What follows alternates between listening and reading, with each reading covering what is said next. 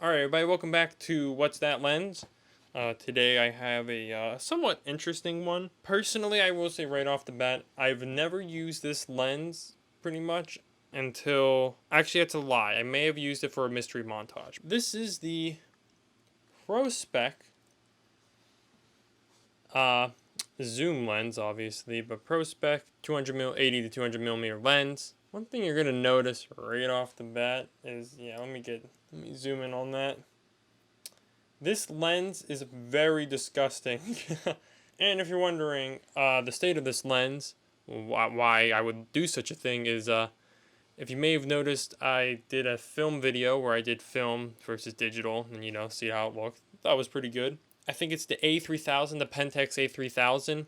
The ProSpec, it was by ProSpec or whatever, and this was one of the lenses that came with it. My sister gave it to me as a gift.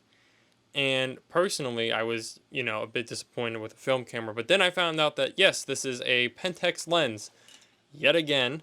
So I was able to use it and, see what I could do with it. One thing I love about these old lenses, I should mention, is the focus on them. I always love the fact that I kind of wish more lenses do this, or newer lenses, is they always have these beautiful, I call them rainbow focuses, though. Like, all the way up to infinity, and then, macro. So yeah, you could use this for a macro.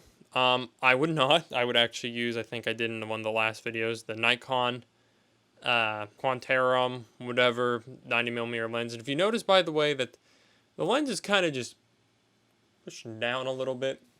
That is not me. That is just the, I need to figure out how to take care of this. Let's talk about f-stop.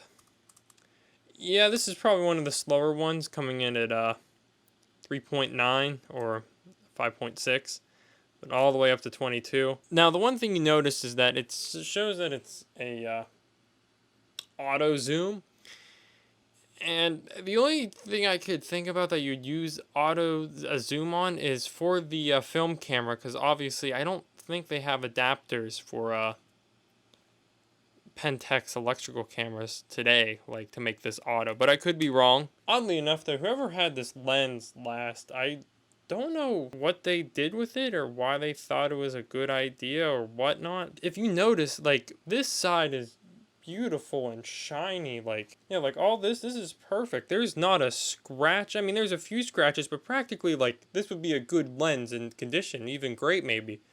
But then you flip over to here and it's just all that gunk and dust. Oh no, there's a temperature warning on the camera right now. But yeah, I'll show some video and footage.